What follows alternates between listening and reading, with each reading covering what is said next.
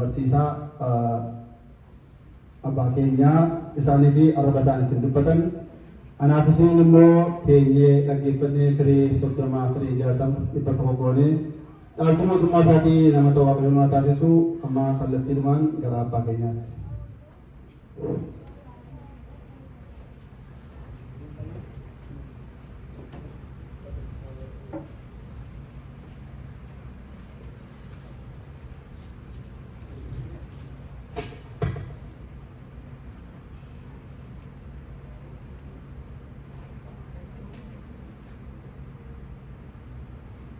Makaba kan ilmaa kan hafuura qulqulluu sadan waaqa tokko ameen.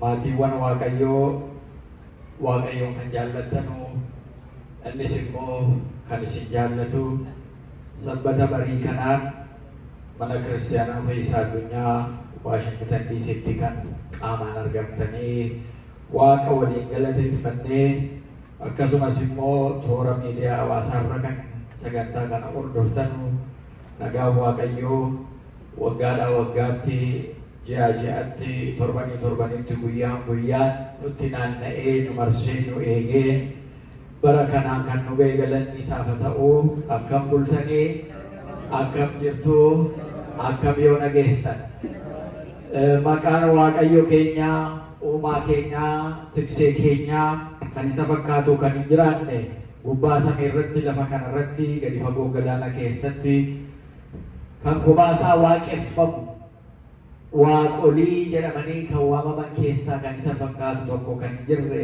maqaan isaa ulfaatu. Guyyaa har'aa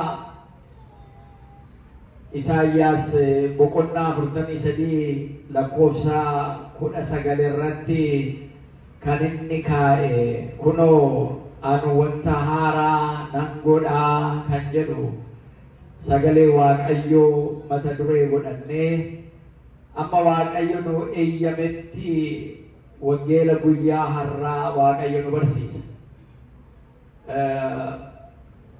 Raajota isaatiif, barattoota isaatiif, duuka bu'oota isaatiif ayyaana qulqulluu irra bulshee ofii isaaniitti jijjiiramanii uummata waaqayyoo sagalee isaa dhagaan hundumaa akka jijjiiranuuf qalbii kan kenneef ayyaana isaa kan irra bulshe ana isa dubbatu irrattis akkan waaqayyoon irratti dubbatuuf isin kan dhageessan irrattis waaqayyoo laphee keessan irra sagalee waaqayyoo bulee firee 30 60 100 akka agarsiisuuf ayyaanni waaqayyoo hafuurri waaqayyoo hunda keenya wajjin haa ta'u.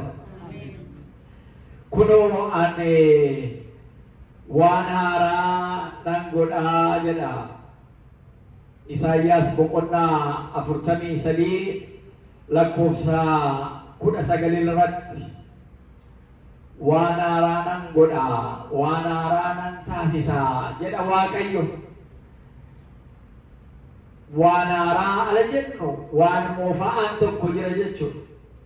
Waan haaraa jennee ala kaasnu wanta haaraan taane tokko jira jechuudha. Wal bira qabamee ilaalamuu gatii jiruuf sababeeffannee inni kun waa'ee waggaa haaraa, waggootii haaraa, guyyootii haaraa, ji'ootii haaraa, torbanoota haaraa waan ta'an kana waan waaqayyo guyyaa guyyaadhaan hojjetu kanayyuu Isaayyaas bakka kanatti nutti agarsiisa jechuudha.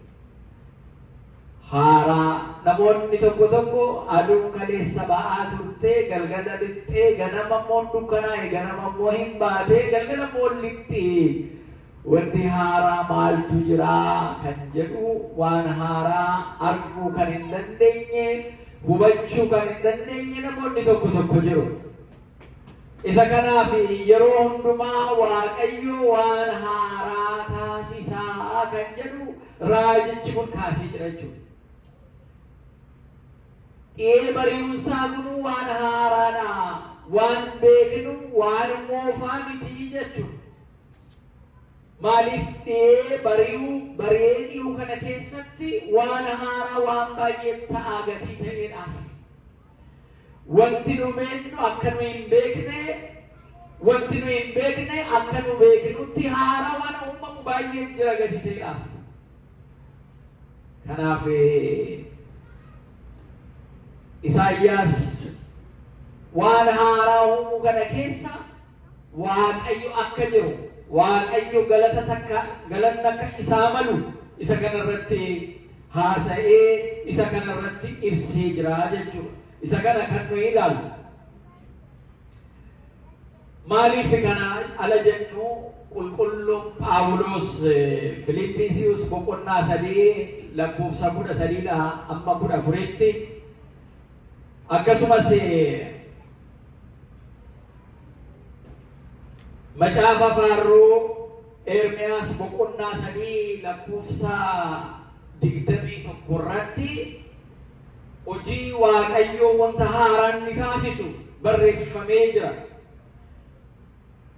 Waaqayyo gatii jaalala nurraa qabuuf Waaqayyo karoorri isaa jaalala gatii ta'eedhaaf jedha macaafa faarruu Isaayyaas boqonnaa 3:21 irratti. Kana hundumaa yaaduu keessatti immoo an abdii qabaa. Waan yaade waan caqase sana hunda keessatti abdii qabaa jedhe.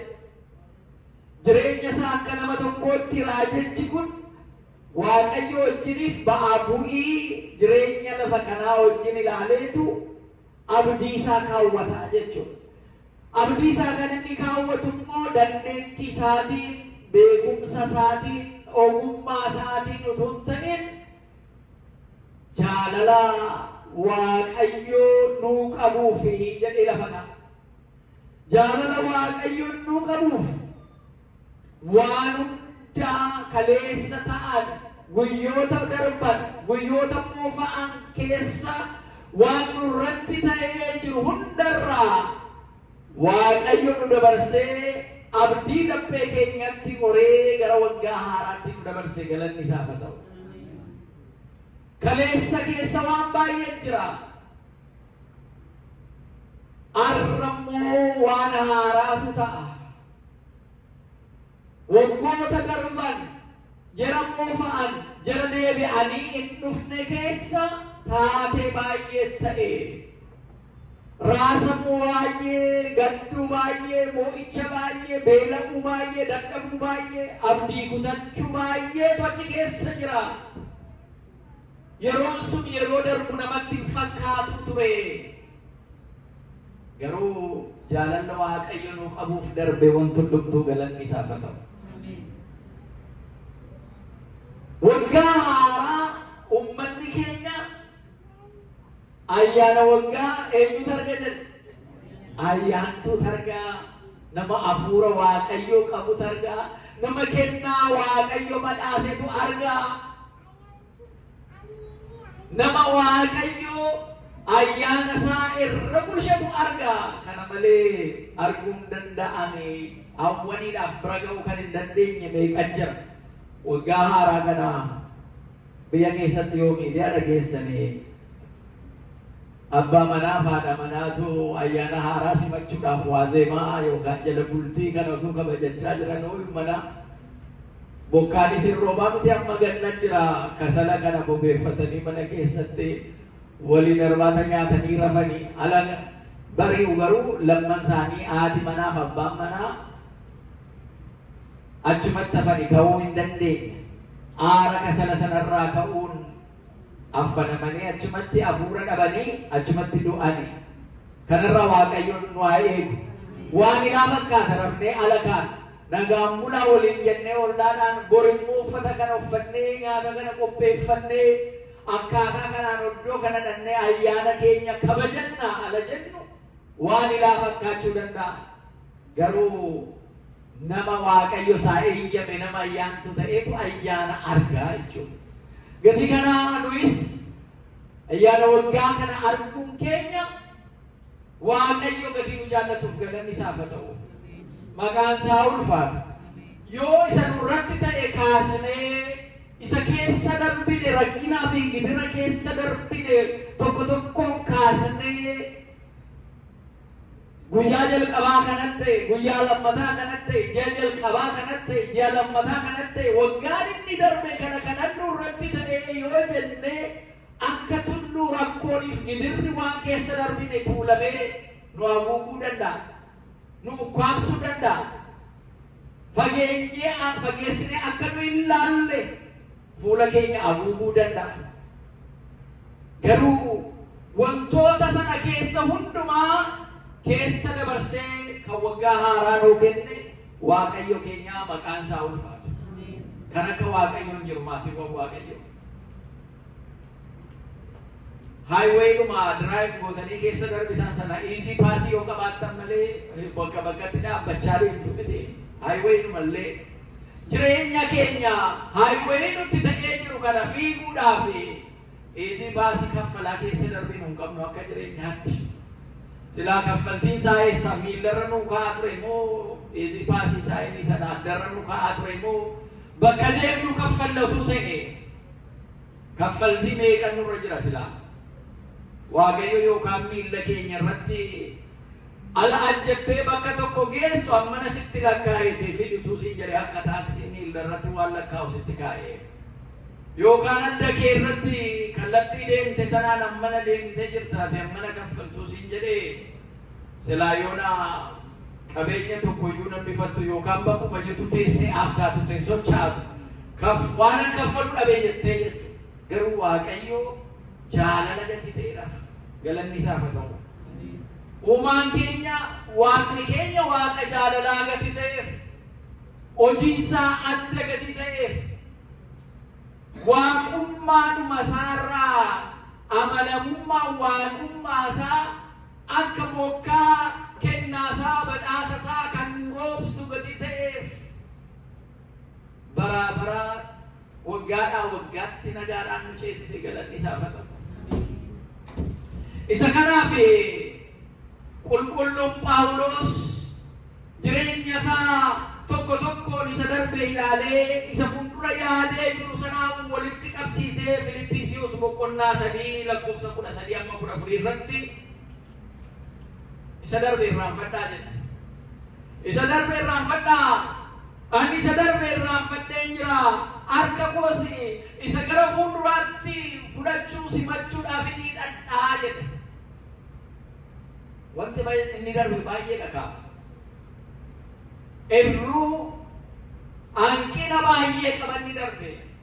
Inni darbe waan keessa darbine ala nurra ga'e sana waan darbutuuf fakkaatiin waan nu kaffalsiise baay'ee jira jechuudha. Qulqulluun Phaawulos kiristaanota kan ta'an ala gorsu Filiphisiyoosiidhaaf uummata jiraniin waan keessa darbitan waan isin irratti ta'e seenaa ta'ee darbee jira isa irraanfadhaa. Isa qabannee deemna yoo jettan bilbiluma keessan kanarratti moobaayilii keessan kanarratti waan waggootii darbanii seef gochaa yoo deemtan waan argitan muumentii hundumaa viidiyoo kaastan suura argitan hundumaa seef isa namni isinii erge seef gochaa yoo deemtan miimoorii keessan maal ta'a? Yaala guutummoo maal ta'a? Isa haaraa fudhachuudhaaf hin danda'a? Maal godhaa isiniin jedhe saboodha? Yookaan miimoorii jijjiirradhaa jedhaa yookaan deliitii godhaa, kana malee isa haaraa kana fudhachuu hin danda'uu isiniin jedha. Gatii kanaatiif waggoonni haaraan Waaqayyo ala nuu kennu, nuyis immoo kun waggaa haaraadhaa jennee ala waggaa haaraa simachuudhaaf dhufnu sammuun keenya isa darbe teellaatti dhiisuu qaba jechuudha. Akka ijoollee reefuu dhalatanii sammuun keenya yeroo yeroodhaan waan Waaqayyo nuu godhe duwwaa irratti xiyyeeffannoo goonee humna keenya cimsannee yaada keenya cimsannee ilaalcha gara fuulduraa yaa Waaqayyo asiin nu geesse galanni siif haa ta'u. Kana keessatti immoo adeemsi koo akka fedhii keetii naaf haa ta'u jennee Waaqatti himachuu qabna. Kanaaf dhufna. Manni qulqulleettiin kiristaanaa kana nu barsiisti. karoorri waaqayyoo fedhii waaqayyoo nuyi akkanaan waaqayyoon waan keessa darbineef galateeffannee akka jiraannuudhaaf sammuun namaa waan baay'ee riikardi godhatee qabata, waan baay'ee of keessatti qabata.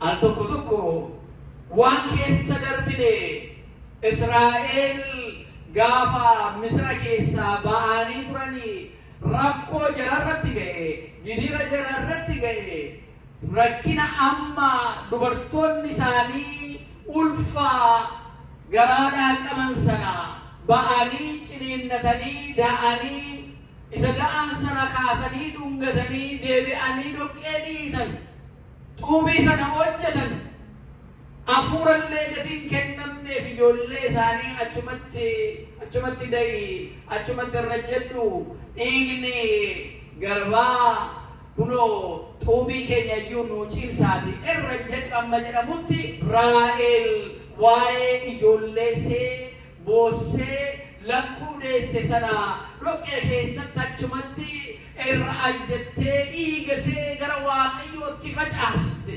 Rakkinna mana ga'u, gidirra mana ga'u, anaaf saba koo irratti yaa waaqayyo ati jirtuu akkamitti ga'ee jettee waaqatti himatte. Waaqis rakkoo sana rakkoo uummata isaa argeetu raajii 9 irratti hangafa jara dhiira isaanii galaana Eertiraa sana keessatti eegaa fixee booda galaana addaan saaqee saba sana ala baasu. Sabni sun yaadannoo waaqayyoodhaaf aarsaa dhiyeesseetu yaa waaqayyo waan nu keessa darbine kana dhaloota dhufutti himna akka jarri si irraanfanneef akka jarri si galateeffatanuuf jedhe. Egaa inni kaleessa keessa darbine akka deebi'ee hin dhufneef dhaloota barsiisuun hin danda'ama. Innis immoo maal keessa darbine eessaan as geenyee isa jedhu kana dhalootatti dabarsuudhaaf hawaasa ijaara, saba waaqayyoo ijaara. Garuu achi keessa immoo ta'anii hafuu miti, sakaleessaa keessa ta'anii hafuu miti, gara fuulduraatti deemu. Yaa waaqayyo ati guyyaa guyyaadhaan torban ji'a ji'aan waggaa waggaadhaan haaromsita galanni siif haa ta'u.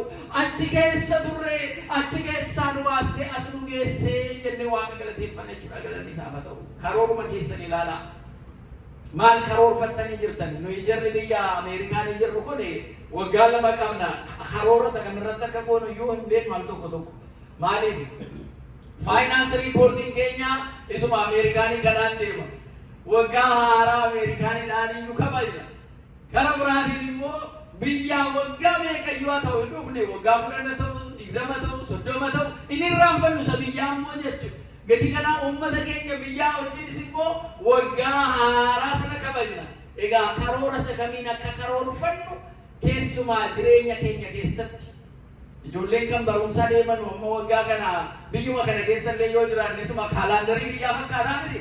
Ijoolleen amma mana barumsaa galanii jiran kan jalqabanii xumuranu kaalaandariidhuma isa biyyaa sana fakkaata.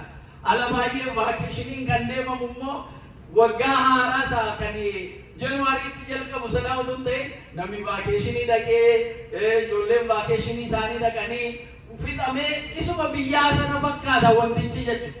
Kaalaandarii lamallee haa qabaannu malee waggaa haaraa kan fakkaatu ijoolleen isa mana barumsaatti barumsa haaraa leevilii haaraatti itti galanu kana gati ta'eef namoonni baay'een keessumaa addunyaa keessa biyya Ameerikaanii kana keessa jiran biyya keenya irraa dhufan karoorri isaanii ijoollee isaaniitii wajjin gati ta'uuf nama maatii qabu gati ta'e isa kana karoorfata.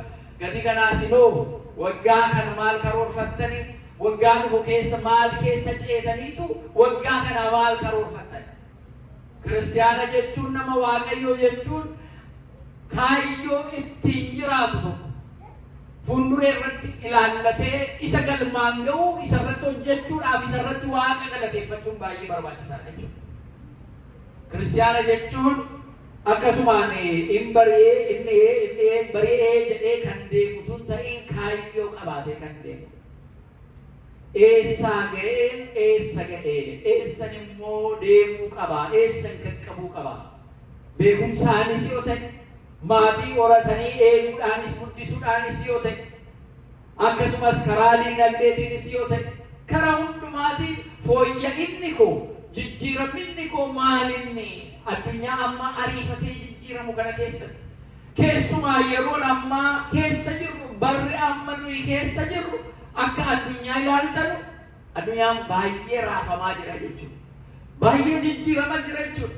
Firummaa kaleessa qabnaa turre har'an hojjetaa wanti jedhu addunyaarraa hundumtuuf jaallataa ta'eetu jijjiiramaa jira. Kaleessa walii gallee turre walii gallee turre inni kaleessa maqaa inni har'a immoo haaraadhaa jedhee inni firooma kaleessa waliin qabatee ture biyyoonni firummaa isaanii walirraa addaan baasaa jiru.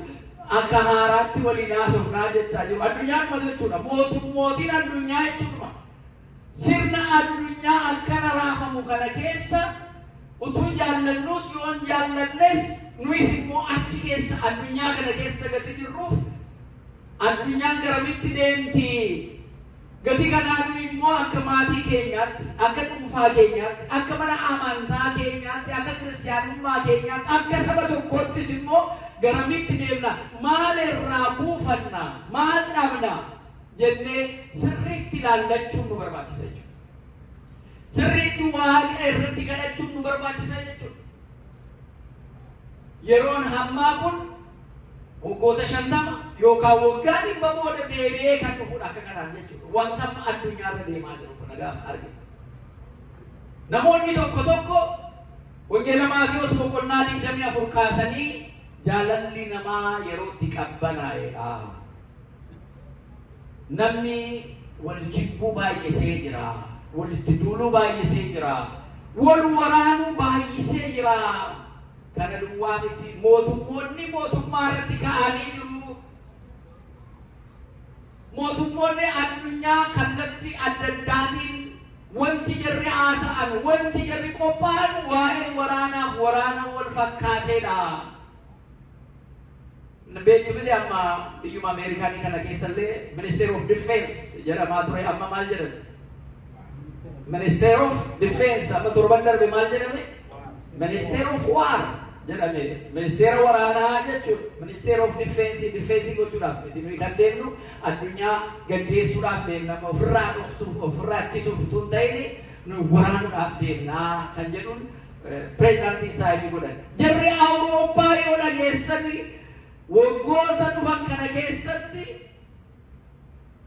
bajata difeensi isaanii harka 5 ol galii qaban irraa dabalanii meeshaa waraanaa ammayyaa'aa ofirraa ittisuu lola yoo barbaadanis kaasu barbaadan bajata kana bajatanii amma isaan jedhu.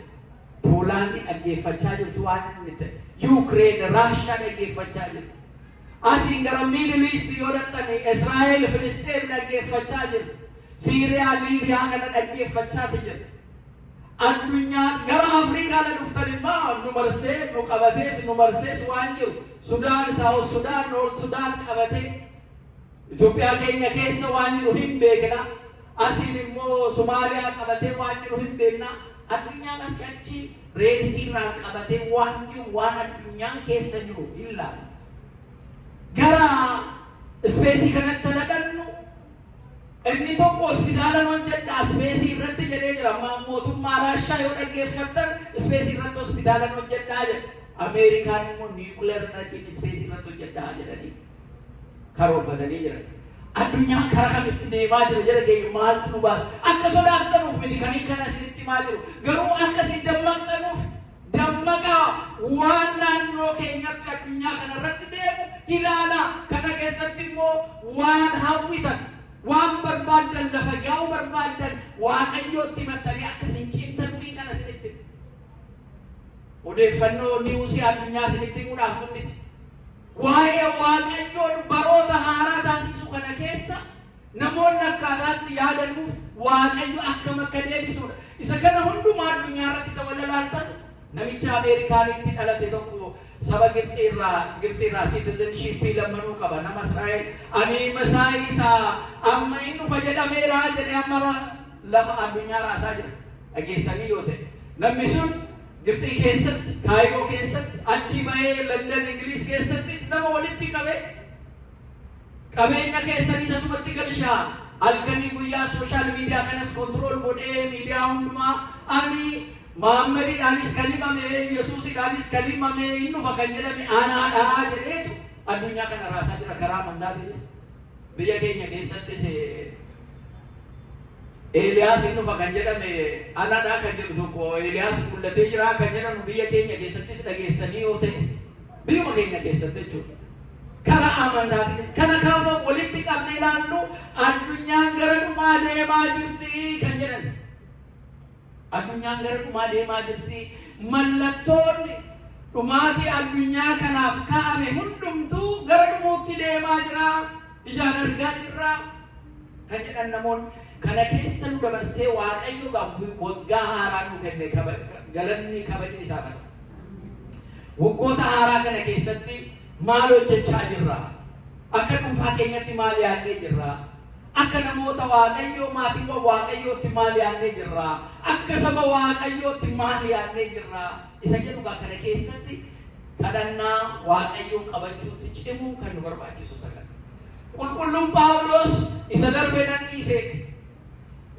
nan dhiise waan baay'ee darbe. Qulqulluun Phaawulos waan baay'ee jireenya isaa keessatti dabarse. Kiristiyaana tun ta'in gara kiristaanaatti tun dhufiniin dura nama seera beeku gatii ta'edhaaf waa'ee seera sanaa galmaan ga'uudhaaf lafti seerri jallatte seera sirreessuudhaaf seera Waaqayyoo eegsisuudhaaf nama kaachaa ture. Kanarraanis kan ga'edha namoota wangeela lallaban namoota Yesuus Kiristoositti amanamu amma faana bu'ee jara adamsee jara hidhutti mana kiristaanotaa amma bu'utti kan ga'ee ture jechuudha. Isaan booda garuu hin dandeenye. Hojii duuka boodaa irratti boqonnaa 8 irratti akka dubbisnutti booji'ame. Waaqayyo isa booji'e. Abbaa irreetutu jedhu lafatti kuffise. Maal Saa'ol maaliif iyyuu na faana buutee na adamsitaa ittiin jedhee sagaleen Waaqayyo samiirraa dhufe. Yaa Gooftaa jedhe gufuusaa humna dhabuusaa humna isaa walii kan ta'e akka jiru bareetu yaa Gooftaa jedhe sarreen harka kennate yaa Gooftaa garuu eenyu akka ta'e san barre gatii tureedhaaf yaa Gooftaa ankan si faana bu'ee si adamsu ati eenyu ittiin jennaan ani innumatti na adamsaa jirtu namicha Naazreet sana Yesuusidhaatti jedhe ala sana qaamaan lafarra hin jiru. Inni du'ee du'a mo'atee ka'ee gara abbaa isaa gara samiitti ol ba'ee jira.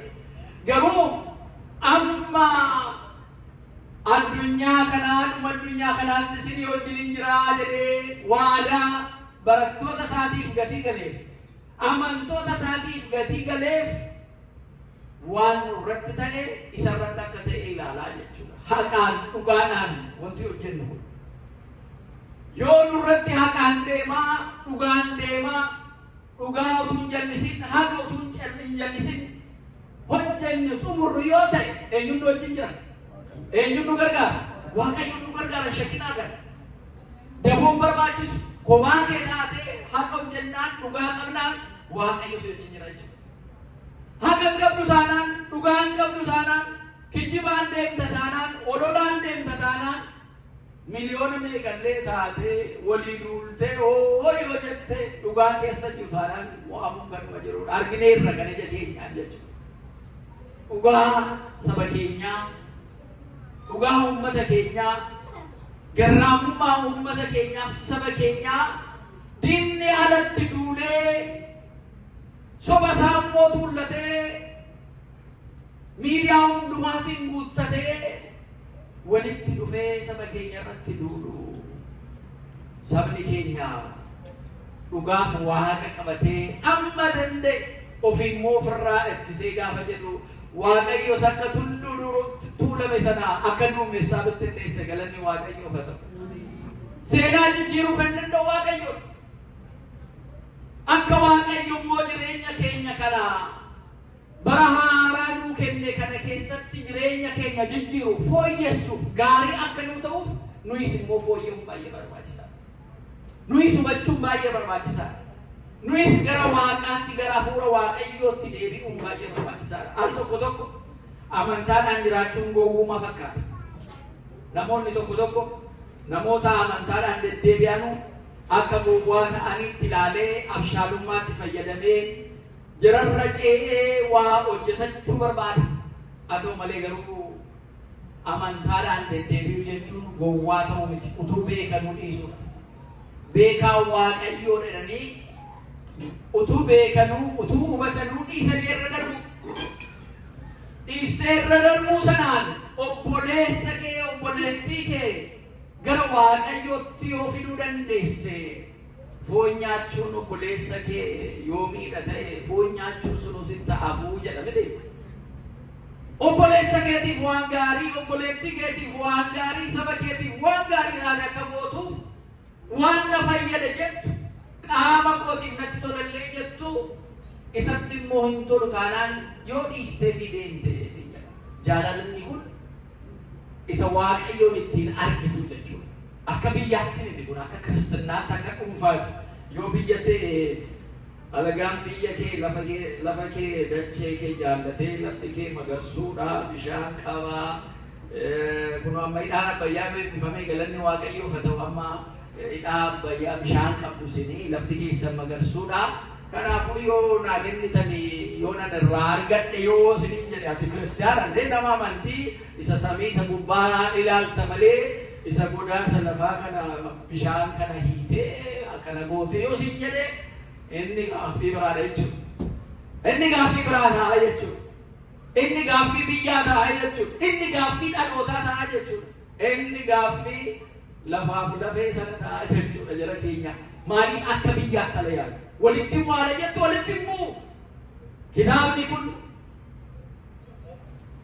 kakuu haaraa afaan maaliitiin barreeffame?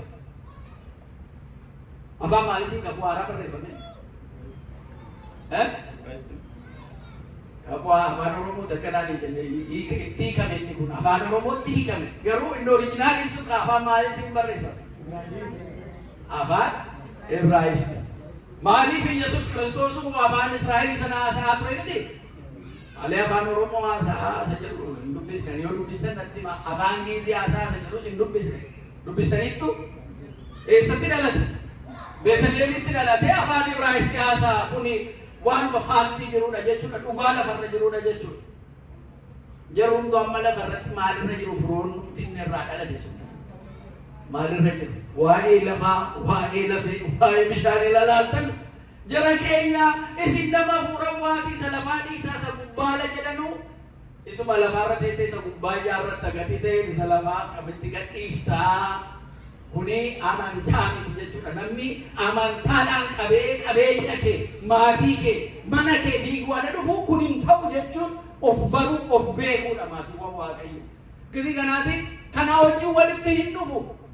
Namoonni tokko tokko isa gubbaa agarsiisaa, isa samii sitti agarsiisaa, isa lafaa immoo duwwaa sitti hambisanii achi booda isa samii yaaddu sana jiru kadhattee waaqa kadhattee mana waaqayyoo dhuftee kadhattee booda manumatti deebita. Manichi hin jiru taanaan eessatti amma isa gubbaa sana dhattutti iyyuu jechuudha. Biyyis akkanuma jechuudha. Sabnis akkanuma jechuudha. Dhaloonni itti dhufus akkasuma jechuudha. Dammaqnee waan amantaa keenya amma namichi almasiidhaa kunoo Yesuusis Maammadis kan naa dubbate anaa fi kottaa anaa wajjin oolaa kan inni jedhee mana namatti qabee biyya Gibxii kana keessaa fi amma gara Londaniittis dhaqeeti jira. Addunyaa kana raasaa jiru qabeenya keessanis kottaas galshaa. Yeroo dhumteetti, yeroo dhumaatii, yeroo dhufaatii gooftaati gadi kanaatiif qophaa. Ana mootii kan ergamee dhufee anarraa dhagaatti jedhe jechuudha. Kun egaa yeroon amma keessa jiru kana duwwaa miti. Baay'ee waan haaraatu dhalachuudhaaf jira jechuudha.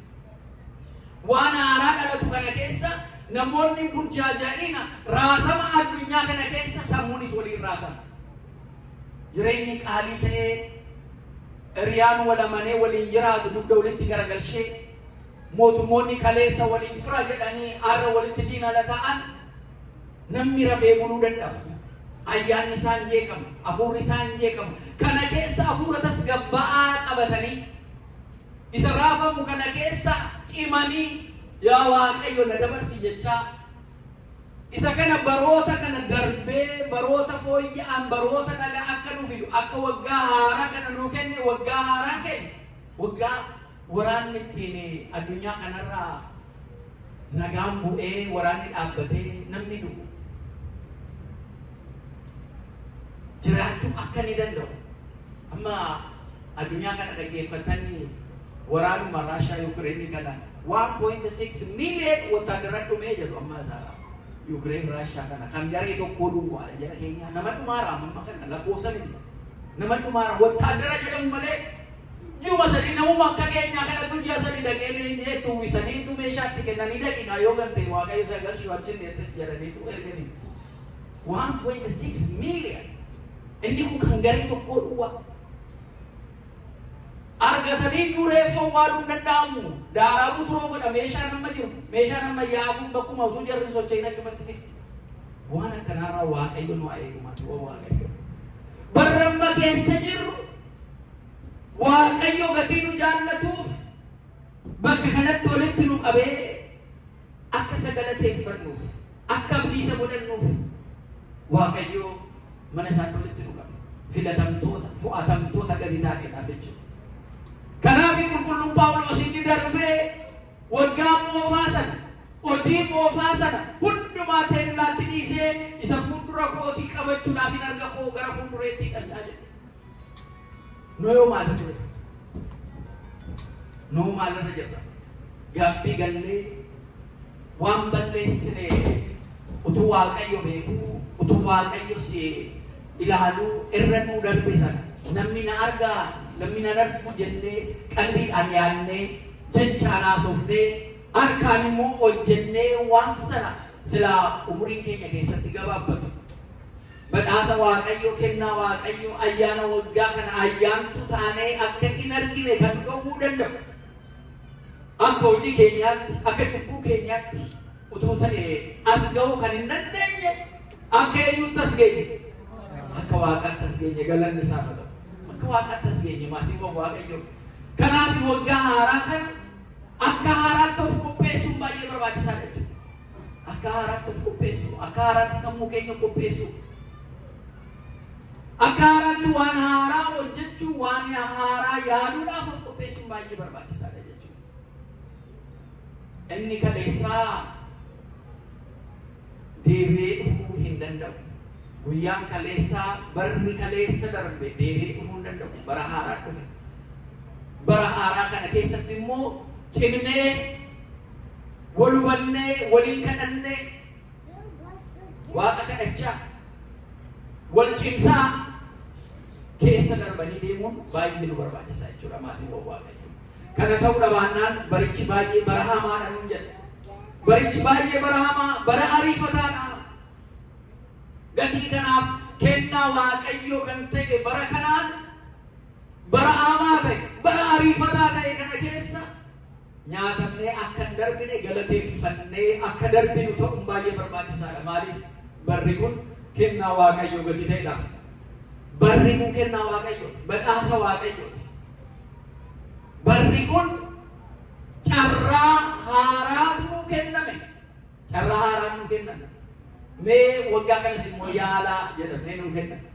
Biqiltuutti sana yaadattu firee kana irratti hin argamane gooftaansaa waan barbaachisuuf biqiltuu sanaa bolee gaafa firee irraa argachuudhaaf dhufu yeroo firee kenne tuttutuun kenneen oolte. Nan buqqisaa nan balleessa jennaan lakkii dhiisi qooyimee waggaa tokko immoo mee ani itti bishaan baasee itti qotoqqotee waan isee barbaachisu itti kennee fi akka isheen firee godhattu eegaa jedheetu eegduun biqiltuu sanaa Waaqa gooftaa sana fuuldura dhaabbate. Ergamoonni Waaqayyo fuuldura keenya nu dhaabbatanii jiru jechuudha. Mee waggattii kana irra darbiif. Mee waggattii kana kunoo yaalaa jira, shaakalaa jira, firee gaarii kennuudhaaf shaakalaa jirtiti irra darbiif jedhanii ergamoonni Waaqayyo nu dhaabbatanii carraa isa kana akka arginuuf taanee jirra jechuudha. Hojii keenyaan miti, dandeettii keenyaanis miti, beekumsa keenyaanis miti. akka badhaasa waaqayyootti as geenye galanni isaaf haa ta'u. Gatii kanaatiif waggaa haaraan kun carraa haaraatu nu kennamee jira jechuudha. Jireenya furawwaa keenyaatiif carraa haaraa. Guyyaa kana geenyee kana dhaga'uudhaaf carraa haaraa waaqayyo nu kennee jechuudha galanni isaaf haa ta'u. Nu badhaasee jira. Badhaasa isaa kana arginee akka jechaaf fedhii waaqayyootti akka deddeebinuuf waaqayyo guyyaa kana nu ergee jira jechuudha, nu kennee jira jechuudha. Waan haaraa jalqabuu akka dandeenyuudhaaf jechuudha. Kan biraa guyyaan irraa waaqayyoon keenya irkoo akka godhannuuf waggaan haaraa kan nu kennamu irkoo akka godhannuuf ala baay'ee qabeenya keenyatti hirkanna, ala baay'ee beekumsa keenyatti hirkanna, ala baay'ee dhaabbii qaama keenyaatiin bareedaadhaan dheeraadhaan furdaadhaan kanaadha jennee of Daawwitii fuulduree dhaabbannee mastaawota isa jedhan kana fuulduree dhaabbannee of ilaallee of miidhagsinee kun immoo bareedaadha jennee ofitti boonuullee gaariidha. Ofitti boonuun gaariidha. Garuu achirratti dhaabbatee yaa Waaqa akkana gootee bareechitee na uumte jedhanii Waaqa immoo ofirratti beekuun gaariidha akka saba keenyaatti. Of boonaa jedhama miti. Sabni keenya of boonaa jedha. Inni kun selfish isa jedhu sanaa wajjin akka walitti hin dhufne of eeguudha malee of beekuu self realization of baruu ofitti boonuu jechuun eenyummaa isaatti namni tokko baree karaa kiristaanaatiin isa dhuftan an nama gatii hin qabne miti jechuudha. An karaa kiristaanaatiin nama gatiin naa kaffalameedha, gatii dhiigaa, gatii lubbuun naa kaffalame fannoo irratti Yesuus Kiristoos naa kaffalee jennee dhiiga isaatiin booji'amuu keenyaaf garbummaa keessaa bilisa ba'uu keenyaaf nuyi nama bilisa ba'ee jirudha. Nama mootummaa waaqayyoo gaaluuf qophaa'ee jirudha jennee of baru of beeku. Inni kun baay'ee barbaachisaadha. Kanarraan kan hafe garuu namoonni qabeenya isaaniitiin, humna isaaniitiin, eenyummaa isaaniitiin karaa adda addaatiin karaa malee dogongora keessaan Waaqa irraanfatanii kallattiidhuma isaanii wanta isaaniitti hirkatanii deemanu hirkoon isaanii sun yeroo rakkinaa akka shomboqqoo caccabee ta'eetu yeruma deebi'ee waraana jechuudha. Garuu namni waaqayyootti hirkate bara baraan jiraata galanni isaaf haa ta'u. Hirkoon keenya waaqayyoodha. Isa duwwaa qabna. Isa duwwaa qabna. Isa duwwaa nu jabeesse asiin nu ga'e. Ara gaddi nutti dhufe waan keessaa baanu fakkaannu. Ara firree nu jalaa dhukkubsatu. Ala dhumu waan machii kaanu nutti fakkaatu garuu waaqayyo nu jabeesse. Alumanta qabnu dhabnu qabeenyi keenya manca'u. Beekumsi keenyas dhannee achi dhannee hojii ittiin galu fala dhallu maal kanumaaf hin dhabee hojii waa tokko kanaan illee argachuu hin dandeenyu ala jennu. Waaqayyo isa keessaan immoo lakkii karaan kee immoo isa kana jedhee immoo karaa ittiin jiraannu immoo nuu kenna galanni isaaf haa ta'u. Karaa haaraa nu baasa jechuudha. Gatii kanaatiif waaqayyoon wanta itti hirkannu bara haaraa kana keessatti waaqayyo carraa guddaa nuu kennee jira jechuudha. Akka of hubannee waaqayyo irratti hirkanna. Sabni keenya akka sabaatti uummanni keenyas akka uummataatti dhugaa haasa'uudhaaf yeroo hundumaa adeemsa isaa waaqayyo wajjin godha. Kanaaf akka biqiltuu bishaan gaarii yeroo hundumaa lalisaa kan deemu. Firee baasaa abaaboo ta'ee firee kennaa kan inni deemu kanaaf. Of keessa immoo amaanis yoo jiraate akkaataan safuu ittiin adabatu qaba. Kiristaanaattis ala dhufnu immoo isa qabnu maatii keenyarraa, hawaasa keenyarraa isa qabnu isa gaarii sana kunuunfannee kan kiristaanaa immoo itti dabalannee deemuudha iyyuu malee itti gaafatamummaa dabalataa nuu ta'a malee waan kiristaanaa keessa gallee jirruudhaaf waan amma addunyaan keessa jiru isa duukaa bu'uunee waan addunyaan keessa jiru waa'ee kiristaanaa keenyaas waa'ee eenyummaa keenyaas dhiisnee kan deemnu miti. Kanaaf carraa gaarii waggaan haaraan kun hirkoo gaarii waaqayyo akka nuu kenne kan ittiin arginee kan ittiin kabajnudha jechuudha. Kanaaf waggaa haaraa kabajannee ililshinee uffata addaa uffata kittii uffannee nyaata addaa kabajannee qopheeffannee isa nyaannee uffata gaarii yoo jiraate haaraa yoo jiraanne suma jiru miiccamee akka haaraatti uffatamee ba'a abdii namatti akka horuuf jechuudha. maatiin tabdii akka godhuuf jechuudha. Guyyaa eebbaan kenname akka ta'e agarsiisuudhaaf jechuudha. Kana duwwaa miti barri keenya kun immoo bara uumamaa wajjin walitti qabatee jiru qaba. Biqiltoonni abaaboon daraaree firee baranni kennee jira. Gatii kanaatiif immoo kana taansee bara kana keessa bara immoo makaraa gara firee makaraa addaan baasna bara midhaan itti sassaabbatan sun maal jedhamu? Makaraa miti makaraa akka jenne jechuudha. Tokko wantichi afaan sanaan yoo barreeffame tokkuma garuu alaa haasofnu addaan baasu makaraa sana tun ta'e makara isa midhaan itti sassaabbatan isa rakkina gidirri keessa jiru sana tun ta'e jechuudha. Gatii kanaatiif yaa Waaqayyo ganna kana keessa qonnee si abdannee waan manaa qabnu baasnee facaasnee biyyoodhaan makne ati immoo bokkaadhaan nu affeettee aduudhaan nu bisheessitee waan gaarii ittiin argannee jirra. Galanni siif haa ta'u jedhee egaa waan argate sanarraa immoo uummanni keenya Waaqa ittiin galateeffataa jechuudha. Nu yoo jarrama qotii bulaa miti waan facaasnee waan sassaabne qabnu nu yoo maaliin galateeffanna? Jarri waajjira keessa hojjennu, jarri hojii biraa hojjennu, iyyaadannaa yeroo kana jechuudha. Yeroo galateeffannaadha. Jiini kun bara galateeffannaa gatii ta'e, ifa gatii ta'edhaaf. Dukkana gannaa keessaa gara booqaa birraa jedhamaa miti kan nu ceesiseedhaaf. Bacaqii gannaa sana keessa gara ifa inni irraanfanne moo akkami? Ifa bonaatti nu ceesiseedhaaf. Ce'uu gati kana inni sun yeroonsaa inni beela'uun keessa jira, dadhabuun keessa jira, xuraa'uun keessa jira, dhoqqeen makamuun keessa jira. Waggaa haaraan, uffata haaraa, dhanna haaraa, yaada haaraadhaan immoo ce'uun achi keessa jira. Waggaan darbe waraanni baay'ee keessa kan ture ta'a. Waggaa haaraa immoo Waaqayyo nagaan nuuf fidu. Waggaa darbe kan beela'e baay'ee jira ta'a. Waggaan inni haaraa kun kan quufaa, kan badhaadhina, gammachuu sabni keenyatti argatu, addunyaan keenyatti argatu. Hawwiin immoo kophaa isaa miti irratti immoo hojjechuu nu barbaachisa.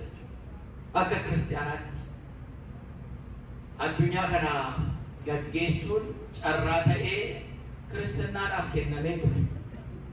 Ammallee addunyaan yaada kiristaanaatiin gaggeeffamaa jedhamee yaadama. Garuu haqaaf dhugaarraa labannu biyya keenya amantaa ortodoksii seenaadhuma keessatti akkuma biyya gaggeessituu fi amantaa biyyaatii jedhamtee kennamee ture. Haqaaf dhugaarri isaana deemtee alaa haqaaf dhugaa sabaa immoo irrisaadha deemtu jara cubbuu hojjetan, jara ajjeesan, jara nama saaman biraadha dhaabbattu irraa fuudhama. Kennaan Waaqayyo kenne sun jalaa fuudhama. Ammallee of ilaaluun nu barbaachisa. Amma sammaa jirru nu kennameedhaaf yeroo hundumaa nu wajjin taa'aa jechuu miti. Waaqayyo gaafa nu kennu waan nurraa eegu qaba. Waaqayyoon bakka fuunee qabannee deemu. Amma biyya irratti addunyaa kana si ilaaltan amantaa ilaalcha amantaa kiristaanaatiin liitii godhamaa jedhamee yaadamaa ture. Amma garuu dhugaa haasa'uudhaaf chaaleenjiin jiru kiristaanaa duwwaa miti, amantaa duwwaa miti. Mootummoota humna qabna jedhan illee chaaleenjii guddaa keessa galchee jira. Eessa jira haqni, eessa jira dhugaanii? Waaqayyo kan haqaati, Waaqayyo kan dhugaati.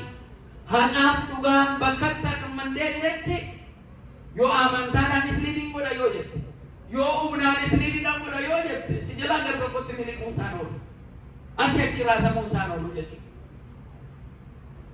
Addunyaa kana immoo haqa kan barbaachisu yaadattu namicha hoogganaa dhugaa kenname Waaqa kennameef jedhamee kitaaba keessatti illee yeroo hundumaa haasa'amu nama ogummaa qabu, murtii danda'u, murtii beeku nama jedhamu. Ijoolleen lammanee dubartoonni da'anii guyyaa wal fakkaataa tokko ijoollee isa deesserraa utoo raftu achumatti cafaqxee ajjeeste achi du'uusaa laalte gaafachi ilaaltu seen suni raftee jirti. Garuu inni seen deesse lubbuudhaan jira. Alluma sana kaastee isa du'aa reeffasee fuutee achi keesseetu isa nagaa sana immoo fudhattee haammattee rafte. Gaafa isheen sun kaatu mucaan see inni isa du'aa haammattee jirti. Isheen kun isa nagaa haammattee harma hoosiste. Maal kun mucaa koo miti jette. Amma duunaanii siloo kan kee ture isuma haammatee jira. Qabaddu taa'e lakkii kan koo miti inni kuni. Isheen sun lakkii kan kee barbaadadhu malee kun kan kooti jettee isa lubbuudhaan jiru qabatte. Murtiin kun first instance, second instance inni jedhamu jira. Sadarkaa murtii sanarra ce'eetu nugusa bira ga'e. Nugusa bira ga'eetu maal dubartoonni kun wal didaa jiru maal jedhanii wal dide. Al tokkicha da'anii lamman isaanii garuu kan ishee tokko du'e kan ishee tokko lubbuun jira. Kan inni du'e garuu kan ishee amma qabattee jirtu miti. Isa lubbuun jirutu kan seetii wal jijjiiraniiru jedhamee kanaan iyyuu dispiyuutiin kanaan walitti bu'iinni dhaabamee murtiidhaaf gara kee dhufne. Eessa jiru dubartoonni kottaa galaa jedhamanii maal jette ati mucaa kooti. Atoo maal jette mucaa kooti. Lakkiin sobni isheen kan see ajjeestee terra ciistee kan kooti waliin jedhan. Rakkoon qabu bakka rakkatina. Kottu seefii kana naafii mucaa sirra raffisii jedheetu. Egaa rakkina maalii jira reefidha. Kuno walakkaa iddoo lamatti gara bitaattis gara mirgaattis utuu hin jallisee sirriitti addaan isinii kutee walakkaa fudhattanii dhaqxanii nugusichi. Haa ta'u jette isheen tokko. Haa ta'u bakka egaa nugusni kana naafaradhe haa ta'u suma naafaradhee fudhadhee dhaqaa jette. Isheen haati mucaa garuu lakki hin ta'u. Hin ta'u. Utuu niji koo laaluu ilma koo iddoo lamatti addaan baastee hin kuttu. Isheen dhumtaa fudhattaa guddattu. Achuma dhaqee guddatu malee addaan na jalaan kutee.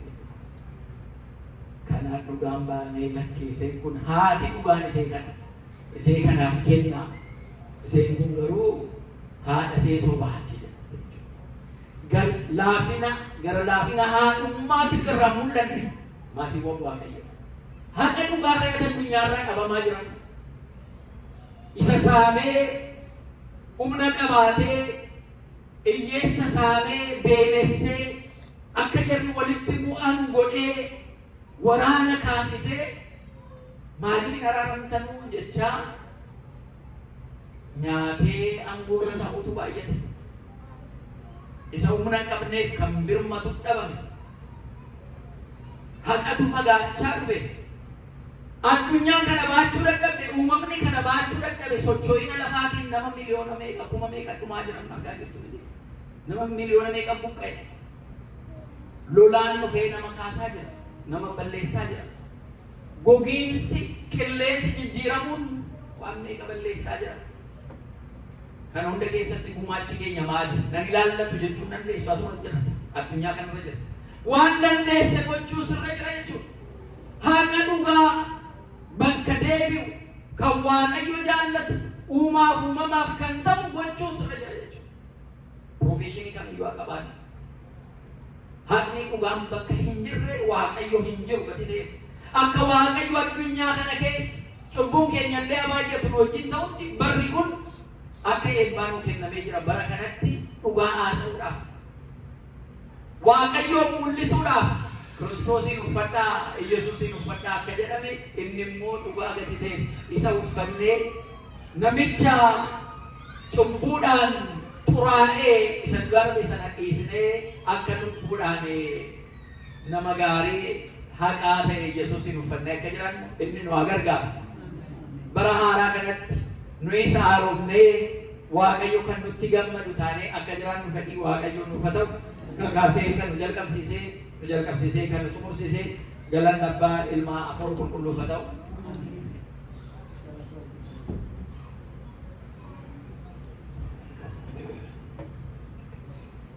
Waaqayyo barsiifatee, Waaqayyo galfatee, Waaqayyo galii guddaan isaaf haa ta'u. Egaa abbaan keenya akkuma akkasitti wangeela keessaa caqasanii bakka hundumaa dhaqanii barsiisan jiru. Waaqayyo sagalee jireenyaa sana dhageessisu. Sagalee jireenyaa sana dhageessisu. Sagalee jireenyaa sana dhageessisu. Waaqayyo bara tajaajila isaaniif eebbisu. Egaa baay'ee isaa dhageenyeerraa akka gaariittis hubanneerraa. Egaa barri haaraa kuni baratti qophoofnuudha. Carraa waaqayyo nuuf kennee carraa qalbii jijjiirannaa Kiristoos nuuf kennee nuti immoo jijjiiramnee hundumaan jijjiiramnee waaqayyotti dhiyaachuun barbaachisaadha. Waan hundumaan jijjiiramnee waaqayyoof jiraachuun barbaachisaadha. Sababa ta'eef hundumti keenya egaa isa dhageenyee laphee keenya keessa kaa'annee ittiin fayyadamuudha jechuudha. Akkasuma Maatewos 24 irratti illee kan dubbisaa hundumti keessan Maatewos 24 irraa maal jedha? Waa'ee abbaan keenya namicha tokkotu ani Yesuus jedhee dhufe maal jedhee biyya lafaa irratti. Kan dubbatanii jechuun egaa hin ta'a jedha Maatewos 24 irraa. Ani Masiidha, ani Yesuusidha, ani Gooftaadha jedhee hin dhufa. Eeggatas hin gaafateen ture. Ummatu kee mata'ee maanii akkas jedhee walumis iddoo ta'e kan beekuu dandeessu. Gogaa hoolaa uffatee dhufee hoolaa fakkaata. Hoolaan gaafa yeeyyiin gogaa hoolaa uffattee gaafa dhattu hoolaa fakkaata. Adda baasuu hin dandeessu.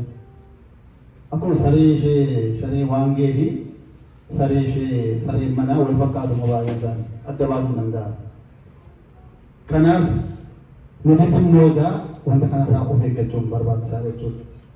Kanaaf Maatewos 24 irraa akkuma inni jedhu raajoonni sobduun hin dhufu namoota si hin dogongorsuu jedha. Kan kana caalu hin dhufa mootummaa irratti hin ka'a, sabni saba irratti hin ka'a, jaalalli hin lalla'a, namni kabaja hin dhiisa kan jedhu hundumtu wangeela irratti jiru raawwata jechuudha. Kanaaf yeroo kanatti immoo dhageenya nuti immoo itti qophaa'uun barbaachisaadha. Yeroo itti waamamnu hin beeknu. Namoonni baay'een nu keessaa sokkaniiru. Namoonni baay'ee waamanii duranii sokkaniiru. Inni kaan bakka toornatiitti, inni kaan bakka beelaan, inni kaan waan baay'eedhaan, inni kaan galaanaan. Jarri kun egaa akkuma keenya jiraachuu barbaadu. Akkuma keenya pilaanii qabu. Akkuma keenya fuuchanii isaanii barachuu maal gochuu barbaadu. Isaan garuu carraa waaqayyo ta'e waaqayyo sababa waame nuyi warra hafni immoo carraa keenyatti fayyadamnee amma guyyaa waaqayyo nu waamutti ittiin waaqayyo wajjin jiraachuun barbaachisaadha. Kanaaf namicha tokkotu jira, namicha amantii kan biraadha. Namootaan kennaa jedhe. Kennaa beektu barre jechuudha. Akkuma mudaa'im sa'aatii kennaa jennaan hin kennan warra kaan hin kennan. Kennaa nuti kennan jennaan warri qabu hin kennan. Inni qabne moo maal godhu? Kennanii jennaan warri kana laattanii karaa sirra baatanii ganna sagaltuu warri laan immoo achirran soolii galtuu egaa maalidhaa gannataa soolii akka kutaa boollee fi akka asii fakkeessee kaa'ee jechuudha namichi. Warri laattan asuma irra baatanii galgulaa sirra galtuu gara na fakkaatanii wal takkumaa baasii kana keessatti yoo ilaale inni warri kaan immoo warri laan immoo ilaachara tokko walii galtuu soolii soolii jirti jechuudha. Kanaaf sagalee waaqayyootti baay'ee itti qoofamaa jira bara si'anaa jechuudha. Iddoo hundumaatii wanta haaraa wanta hin taane dhageenya sababa ta'eef yeroo dandeenye immoo itti jabaachuu qabna kan jedhamudha. Waaqayyo kan dhageenya irratti keenya keessa nu barbaachisuuf egaa amma faarfannaa tokko waliin faarfannaa